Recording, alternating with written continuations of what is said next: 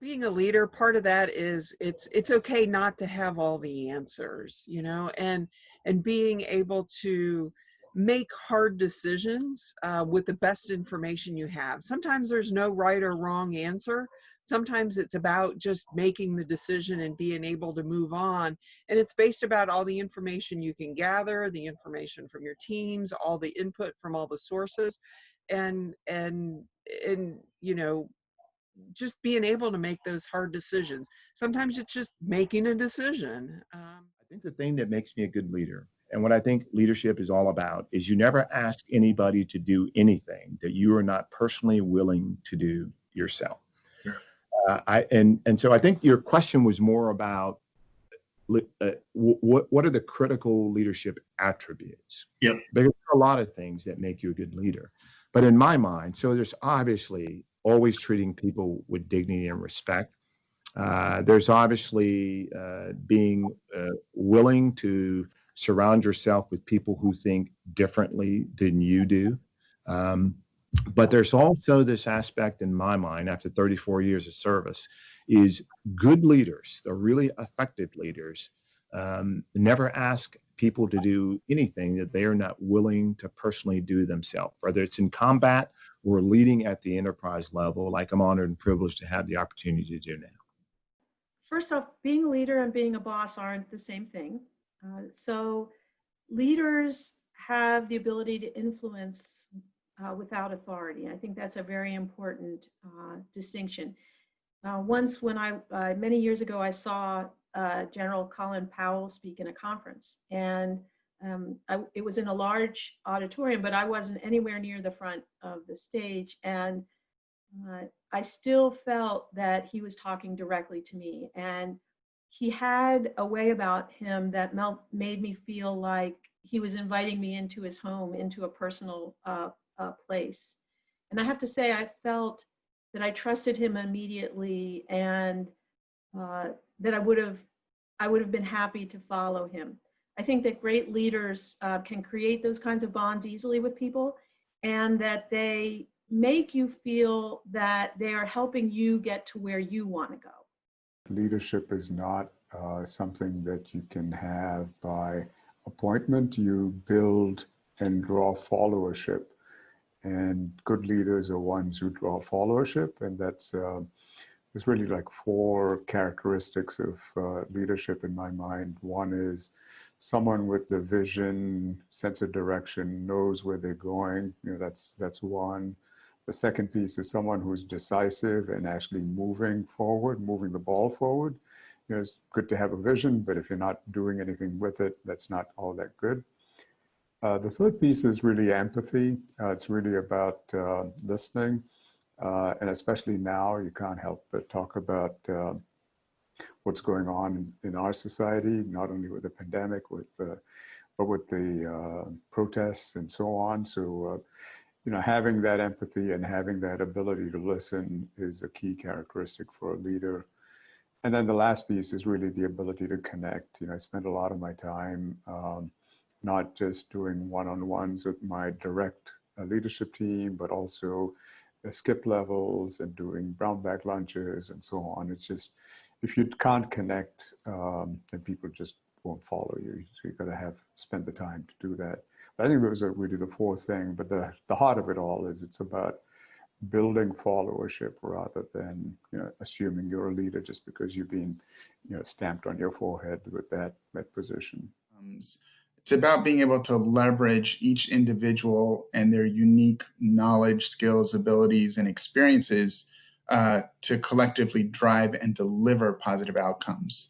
I will often talk to my team about leadership being like an orchestra director.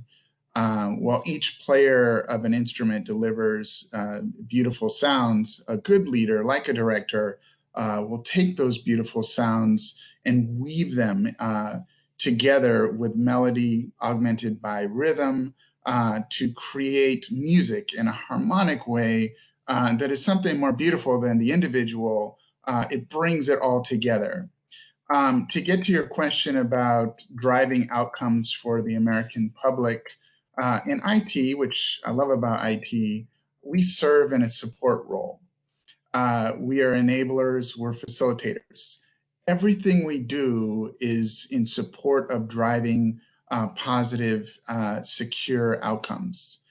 Whether it's ensuring that we're enabling our teams within the department to deliver grants to our grantees or loans to our students, or to use the situation we're in now, IT services to transition to 100% telework during a time of a global pandemic with zero impact to operations.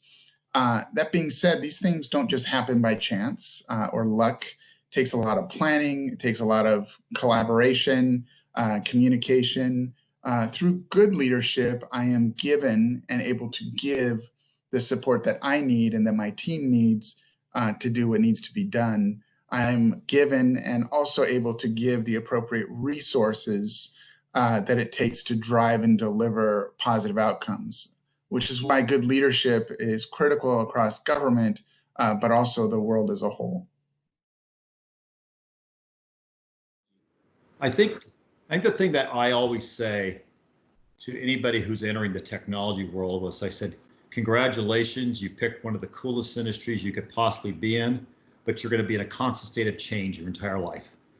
Yeah. You will never get stable. You will constantly be reinventing. So for me, especially as I talk across government to people, we have got to be seen as the ultimate change agents. We have got to embrace it faster, be more nimble, and we've got to really thrive in a world where we've got to be pushing change. So for me as leaders, it's all being seen as a change agent and being out front and keeping a little bit of discomfort out there around constantly pushing for change. Being a leader in federal service means that we are good stewards of the country's resources.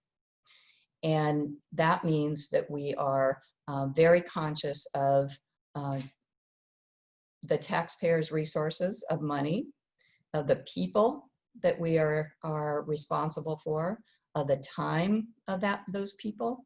And for military, it means that we have to be very conscious of maintaining and enhancing our competitive advantage. And so when you think about what that means for technology, it means that we have to be very mindful of making smart choices about the technology that we're going to deliver. And can that technology enhance our effectiveness and our efficiency in our competitive advantage in the military and our ability to provide national defense. So does that technology actually deliver on our ability to defend our nation? Does the technology make our people better able to do their job? Does it make them faster at delivering on their capability? Does it make them more lethal? Does it make them more effective? And is the technology sustainable? Is it sustainable over time?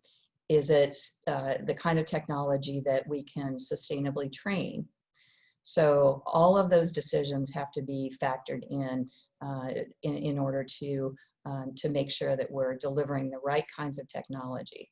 So it's really easy to choose technology that would be cheap up front, but over the life cycle not be the right kinds of choices for the taxpayer and for delivering on what the federal government needs for delivering on what our taxpayers actually need. It's very easy to default to technology agendas. So our technology strategy is to move to cloud. Our technology strategy is to move to mobility. Those are good tools, but they're not good strategies. The strategy should be to speed up the delivery of analytics that enable us to make foreign policy decisions. It should be to streamline work processes so that the support we provide to our diplomats and colleagues in the field is faster and better and makes more cost-effective use of taxpayer dollars. So when leaders stay tightly aligned to the purpose of their organization and do the hard work to make sure that everything we do in IT is mission aligned, then we can be sure that the decisions we're making will have lasting value. And then the credibility of you as a leader goes up with non-technology leaders because they understand you're not just there as a technologist who happens to be in the Department of State. You're there to serve the mission of the agency, and that you happen to be running technology, but really you hold yourself as a organizational leader first. Good leadership to me is the constant pursuit of doing the right thing in support of cybersecurity and IT modernization, looking to the future and helping to create that vision that's sustainable, and the ability to lead through and managing change while focusing on that outcome and result. I think that taking care of your people is the #1 piece of advice that I could give anybody wanting my job or any leadership job in the federal space or in the contractor community. No one leader is going to be able to fly in with their cape on and solve the problem. It's the people. It's always been the people from my early days in IT.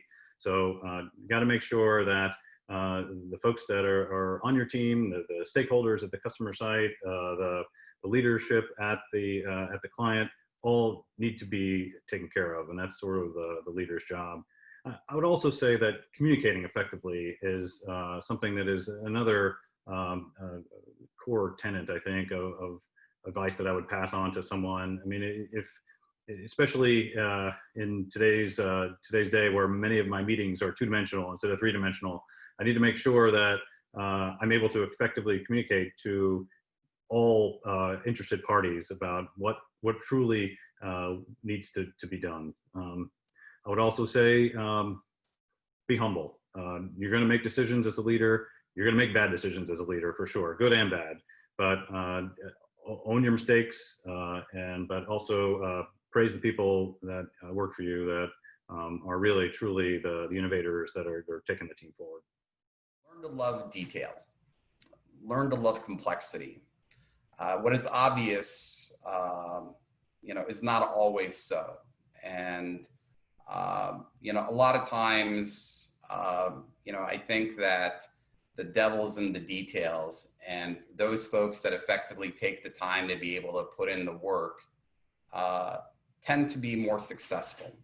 And be a practitioner at heart, especially as we go forth in the next 3 to 5 years.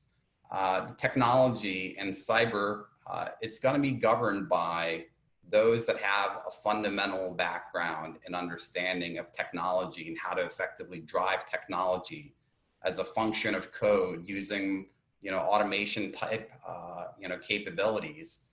So as leaders, I think we have to be practitioners at heart that fundamentally understand how to effectively drive, change in terms of mobilizing people.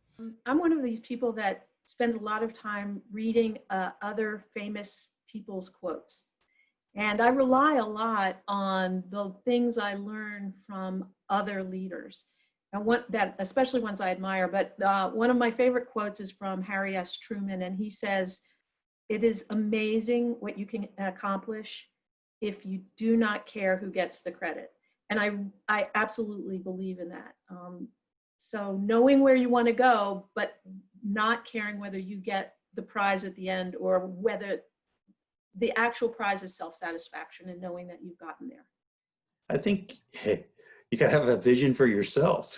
You gotta understand, where it is you want to go and what it is you want to do, what excites you. I moved around a lot in my career. Spent a lot of time in private sector, in IT and telecom companies, and at different times in life, I had different ideas about what I wanted to do, but it was always in management around technology. And, eventually, 10 years or so ago, it really interested me to think about being the leader of the full organization and understanding it all. Because it's, technology and a CIO role is technology is only part of it. A lot of it's budgeting, a lot of it's understanding contracting in terms of federal force. Of course, it's managing and understanding and leading people. So to me, a CIO role is just a really complete, comprehensive package in something that I certainly aspired to years ago. One piece of advice I've shared, and I continue to share this, is get comfortable being uncomfortable. And what this means is push yourself outside of your comfort zone and put yourself in situations where you really have to think. You know, this enables you to be creative, and subsequently your teams too. They can think outside the box and they can innovate, right? They're really smart people. You show them that it's okay to do things differently and take risks. And taking risks means you and your teams will be uncomfortable. Step outside that comfort zone. And I think it's really important that it's not just about vision, but, you know, being uncomfortable and stepping outside your comfort zone. You take risks that are prudent, they're measured, and accept that's okay to step outside your comfort zone. And sometimes it's answer, you know, why not? And just continuing to ask those questions, and it's okay to be uncomfortable and take on new and different challenges. The first thing I would say is listen more than you talk. Always. You know, if you want to be a good, strong leader and you think that you're the smartest person in the room, then you're never going to be a smart leader, because you want to surround yourself by smart people. And that means you have to listen to the smart people that are around you. And I am incredibly fortunate because I have an amazing team of incredibly smart people. And the best thing that I can ever do is listen to them and learn from them. A lot of lessons that we learn along the way, but one that continues to strike me as critical is emotional intelligence, or really understanding how you're perceived. This is an individual, this is as an organization, and then what you can do to show empathy for your customers or partners. In our case, that's also for the vendors, to make sure that you can get the right solution. So that's both true at an individual level, understanding yourself as an individual. That's how you can be genuine as a leader, being able to have some empathy and understand the perspective of those you're talking to. And it's also true at an organizational level in terms of understanding what your role is, but how you can help customers, how you can help vendors. So I think that emotional intelligence about who we are as individuals and then what our role is in the broader ecosystem are critical. Leadership is not a once and done thing. It's a ongoing, you know, you live it, breathe it, and you're constantly tested.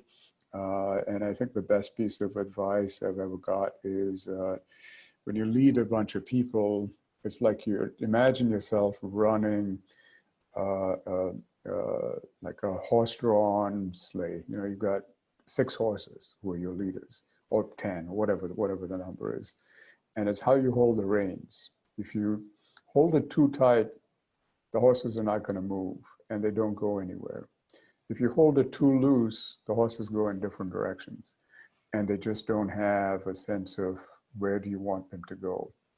And the key piece of it is leadership is just the same. You've got to give people the freedom. You got to delegate. You got to let people go, but you also have to hold the reins and direct. And I think that's been a piece of advice I got many, many years ago, and that holds even now. So I continue to always believe in what I call my 4 Ps. Throughout your career, you will practice these, but you'll practice them differently as you progress. The first one's about patience, really important attribute to have when you're young and you're eager to try to move your career on. Perseverance, perfect one for government. I mean, I have to tell you, each and every day is a victory when you can persevere and get things done. Performance.